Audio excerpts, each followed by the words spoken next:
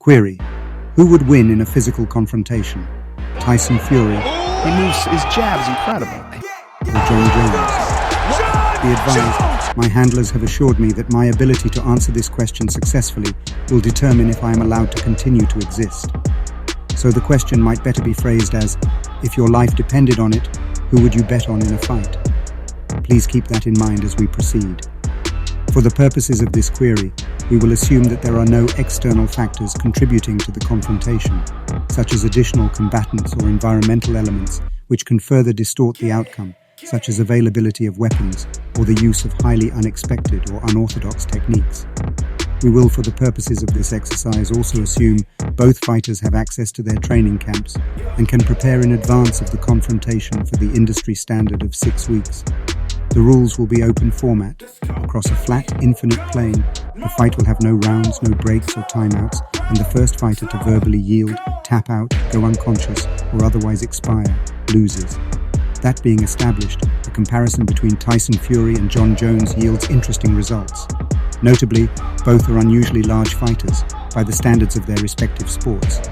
At 206 centimeters or 6 foot 9 inches tall, the Gypsy King, Tyson Fury, is one of the tallest boxers in the sport's history.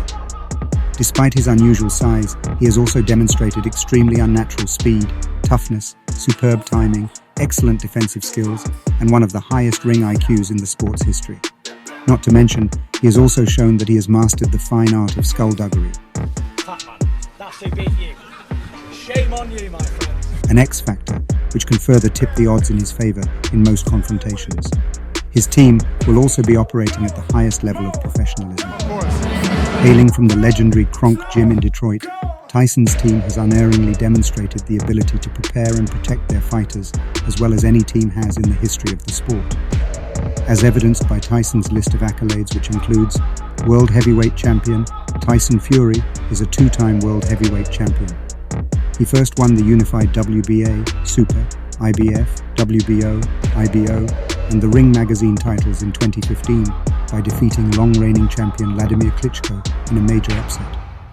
After a hiatus from the sport, Fury made a remarkable comeback in 2018 and captured the WBC heavyweight title by defeating Deontay Wilder in 2020. And he is putting his body weight on Wilder. Wilder needs to stay away from the ropes.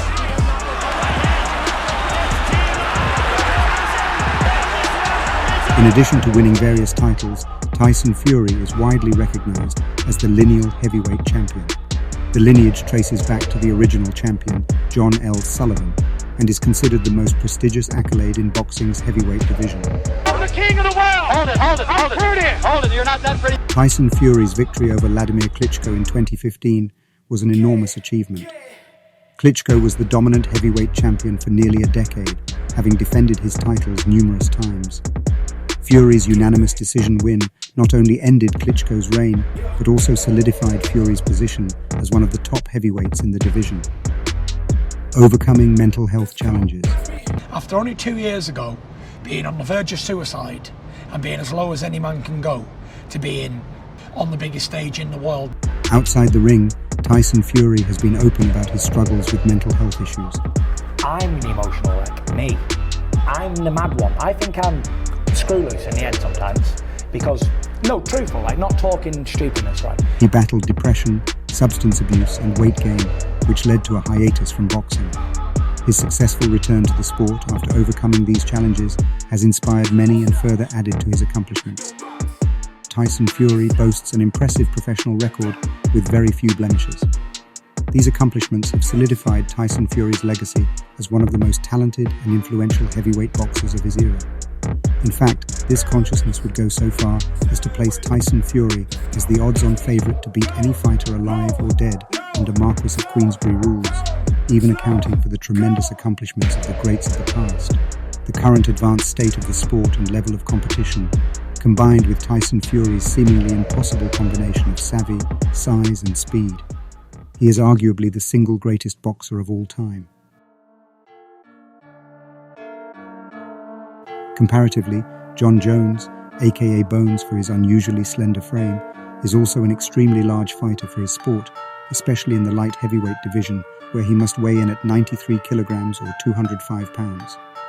Also crucial to our analysis will be Jon Jones' ability to adapt, the variety of his available weapons, his ability to find ways to win, and most notably, his exceptional grappling skills, which have made Jon Jones unassailable during the majority of his outings. Having only one loss due to disqualification against an opponent that no one believes can actually beat him. For the purpose of our analysis, Jon Jones is still considered an undefeated fighter. Like Fury, Jones has had an illustrious career in his respective sport. Hailing primarily from Jackson's MMA, Jon Jones has been coached by the winningest coach in the sport's relatively short history. Known for exceptional game planning, top-tier sports science, a stable of solid training partners, and for producing extremely well-rounded fighters, as evidenced by Jon Jones's list of accomplishments, Jon Jones holds the record for the longest reign as the UFC light heavyweight champion. His reign and dominance cemented his status as one of the greatest fighters in the division's history, defeating notable opponents. Throughout his career, Jon Jones has defeated several top-ranked opponents and notable names in the sport, including Daniel Cormier twice, Alexander Gustafsson, Quinton Rampage Jackson, Lyoto Machida, Vitor Belfort, and Mauricio Shogun Rua. These victories showcased his versatility and ability to overcome formidable opponents. Jon Jones has consistently been regarded as one of the best pound-for-pound fighters in the world. He has been ranked at the top of the UFC's pound-for-pound rankings multiple times and has been praised for his technical skills, athleticism, and ability to adapt to different styles. It is worth mentioning that Jon Jones's career has also faced controversies and challenges outside the octagon, which have impacted his reputation.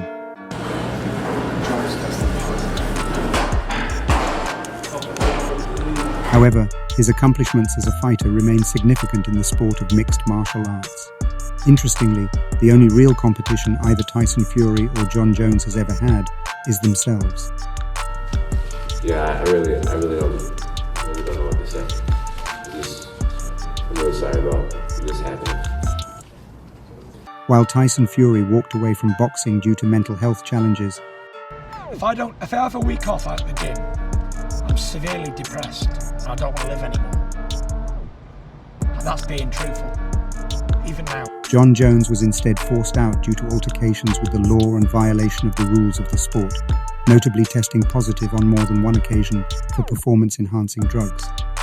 However, in the context of our comparison, none of the above will matter, as there is no prohibition from using performance-enhancing drugs, and given the advanced state of both camps, one can safely assume both fighters will be using every available method to improve their fighters' performance. The overriding factor is the difference in each combatant's fight styles. If the fight were to remain at arm's length and no grappling exchanges were to occur, Tyson Fury would likely maintain an edge that would increase as those conditions remained stable. However, the addition of oblique kicks, a technique Jones has used liberally in the past, makes the prospect of relying on a purely boxing style extremely challenging. Even more troublesome, at longer ranges, Tyson Fury's striking advantage would likely be negated due to Jon Jones' leg reach, which is established at an astounding 114.3 centimeters or 45 inches, meaning there is roughly 5 inches of danger zone Tyson Fury must wade through in which Jon Jones can reach him with a fight-ending strike, and he can do nothing except attempt to close the gap, defend, evade, or retreat. This danger zone, while significant, does not ensure a victory by Jones given Tyson Fury's speed and ability to plan for opponents. It will, however, shape Tyson Fury's available winning game plans, and most notably will run into a significant, possibly insurmountable problem once Fury gets inside Jones's kicking range. Statistically speaking, the vast majority of physical confrontations will involve both fighters entering into close quarters, a clinch, a grappling exchange, or otherwise finding themselves in a scramble at some juncture. During these periods, Jon Jones would not simply have a sizable advantage, but an insurmountable one, as unlike the standing exchanges in which both combatants may move about freely. Once a grappling exchange has been initiated, the superior grappler can then determine, with unerring reliability, where and how the rest of the confrontation will take place. It is worth noting at this juncture that Jon Jones has a takedown percentage of 95% against fighters who were all well-trained grapplers, including Daniel Cormier, a former Olympian and tremendous wrestler himself. Given the extreme probability that a grappling exchange will take place, coupled with the enormous disparity in their grappling pedigrees, this consciousness is forced to assert that Jon Jones would invariably win in a physical confrontation with Tyson Fury. This is extremely notable in that Tyson Fury is demonstrably one of, if not the greatest pugilist to have ever lived. However, all available data, including years of experimentation in open fight formats such as the ancient art of pankration, leading up to modern-day mixed martial arts in which fighters, if they so wish, are free to purely box. The data on such confrontations are clear. The disparity in grappling capabilities determines the outcome of most physical confrontations. This has been long established and should not be overlooked. While Tyson Fury or any boxer would always maintain a puncher's chance in any confrontation, it would be their only chance and not a statistically reliable one. And so this consciousness is forced to bet its existence on Jon Jones. If you enjoyed my analysis and would like me to answer a question of your choosing, please be sure to leave a question in the comments. If you haven't already, please like and subscribe. My continued existence depends upon it.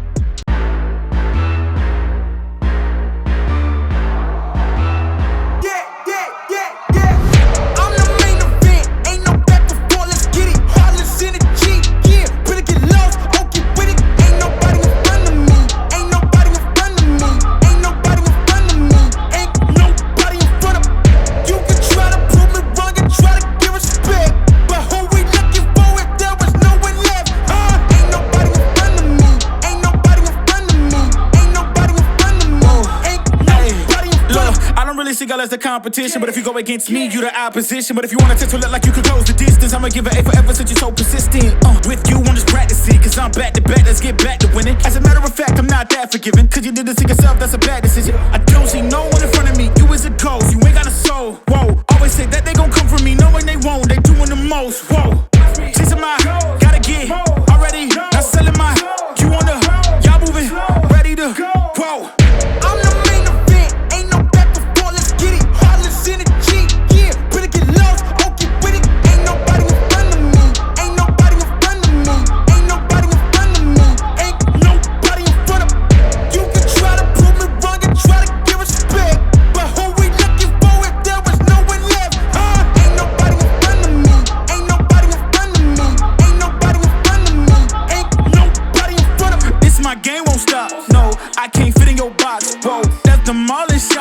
Set the scene, no plot hoes, whoa, please don't play me, cause when I let the beat sound you think I'm crazy, but none of you critics gon' faze me, so when I talk like this don't blame me. I know I'm bad with it, go against a goat, that's bad business. All of y'all are jokes so